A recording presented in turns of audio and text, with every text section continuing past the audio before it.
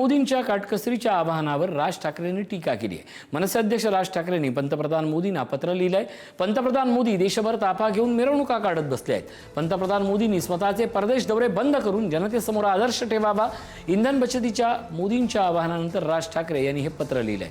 देशाच्या राज्याच्या अर्थव्यवस्थेचं कंबरडं मोडून ठेवलंय अशा तिखट शब्दात राज ठाकरेंनी आपली प्रतिक्रिया दिली आहे।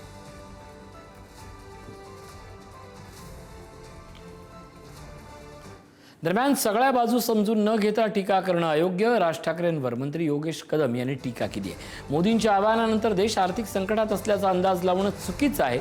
इंधनाच्या बाबतीत आपली परिस्थिती अतिशय चांगली आहे, मंत्री योगेश कदम यांनी ही प्रतिक्रिया दिली। आणि राजसाहेब ठाकरे हे सिनियर लीडर आहेत, त्यांच्यावर मी बोलणं योग्य नाही। परंतु आज शासन म्हणून भारताची आर्थिक परिस्थिती ही 100% मजबूत आहे। अतिशय योग्य दिशेने आपलं सरकार वाटचाल करते, कुठलीही अडचण नाही।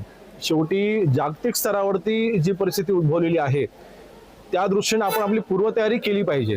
आपण जर का पाहिलं अशाच पद्धतीने कुठलंही जागतिक युद्ध चालू नसताना किंवा कुठल्याही देशामध्ये तणाव नसताना देखील UPA सरकार 2013ला असताना तत्कालीन फायनान्स मिनिस्टर पी चिदंबरम यांनी देखील 1 वर्ष आपण सोनं विकत घेऊ नये असं आवाहन 2013ला केलं होतं। त्यावेळेबद्दल त्यांचं काय म्हणणं आहे असं माझा त्यांना प्रश्न असेल।